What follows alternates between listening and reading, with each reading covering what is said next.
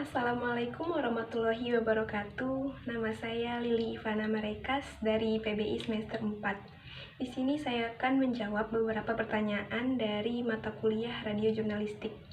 Pertanyaan nomor 1 yaitu tentang apa saja kesalahan yang sering dilakukan oleh reporter saat wawancara.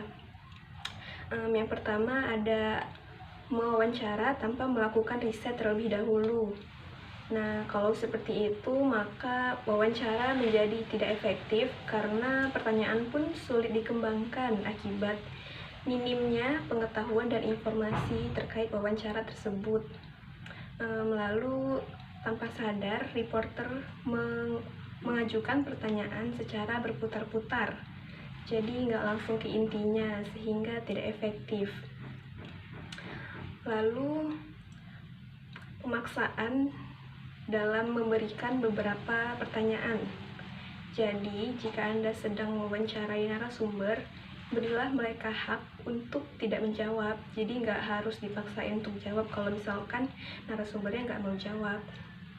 Terus, kesalahan lainnya ada jika sedang memberi pertanyaan, lalu narasumber yang menjawab, dan reporter menyela jawaban tersebut padahal narasumbernya belum selesai menjawab. Jadi kayak seolah-olah narasumbernya itu nggak bisa ngelanjutin lagi apa yang akan dia omongin, dan kayak merasa nggak dihargai gitu karena lagi ngomong terus disela. Lalu nomor 2 ada pertanyaan apa saja yang biasanya diajukan kepada calon wartawan. Yang pertama ada pertanyaan buku apa yang terakhir kamu baca. Pertanyaan pertama untuk calon wartawan ini ditujukan untuk mengetahui wawasan dan karakter calon wartawan. Lalu pertanyaan kedua ada hobi kamu apa. Ini adalah jenis pertanyaan yang ditujukan untuk mengetahui tipe calon wartawan. Karena hobi menunjukkan seperti apa orangnya, meski nggak selamanya tepat, tapi penting untuk punya hobi yang pas dengan tantangan dalam pekerjaan. Lalu, pertanyaan ketiga, ceritakan kegiatan kamu selama sehari ngapain aja. Pertanyaan ini untuk mencari tahu mobilitas orang. Mobilitas merupakan sesuatu yang dibutuhkan oleh wartawan. Untuk dunia wartawan, mobilitas fisik sangat diperlukan. Soalnya wartawan nggak cukup hanya mempercayai apa yang dikatakan narasumbernya. Dia harus mengecek langsung ke lapangan. Lalu pertanyaan keempat, paling jauh pernah jalan-jalan kemana sendirian?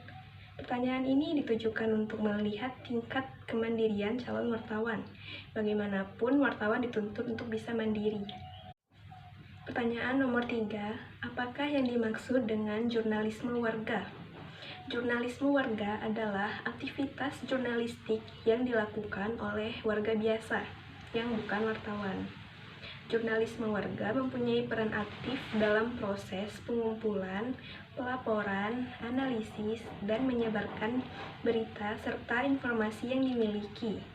Lalu nomor 4, apa saja pertanyaan yang tidak boleh diajukan oleh jurnalis atau reporter? Di antaranya ada pertanyaan yang tidak sesuai dengan topik wawancara. Lalu ada pertanyaan yang bersifat menyinggung secara pribadi, dan juga melontarkan pertanyaan yang akan memicu isu sara atau intoleransi. Nomor 5, apa saja 10 pertanyaan yang akan saya ajukan apabila diberi kesempatan mempromosikan UNKO melalui wawancara oleh rektor? Yang nomor 1, saya akan memberikan pertanyaan, bagaimana kesan Bapak ketika STKIP dan STIH Muhammadiyah akhirnya tergabung menjadi Universitas Muhammadiyah Kota Bumi, yaitu universitas pertama di Lampung Utara? Yang nomor 2, bagaimana kesan Bapak ketika terpilih menjadi rektor pertama UNKO? Lalu yang ketiga, apa sajakah keunggulan UNKO dibanding perguruan tinggi Lampung Utara yang lain?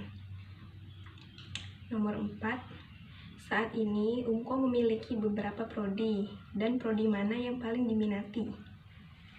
Nomor 5, sejauh ini apa sajakah prestasi yang sudah diraih oleh mahasiswa UNKO? Nomor 6, lalu bagaimana dengan prestasi yang sudah diraih oleh dosen-dosen UNKO? Nomor 7, kemarin UMKO baru saja memenangkan program Kampus Merdeka. Bagaimana tanggapan Bapak? Nomor 8, apa sajakah program bantuan beasiswa bagi mahasiswa yang pintar namun kurang mampu yang tersedia di UMKO? Nomor 9, fasilitas atau sarana dan prasarana apa saja yang tersedia di UMKO? Lalu nomor 10, apa strategi Bapak untuk membangun UMKO ke depannya agar menjadi universitas yang lebih maju? Oke, sekian jawaban dari saya. Mohon maaf apabila ada salah dan terima kasih sudah menyaksikan. Wassalamualaikum warahmatullahi wabarakatuh.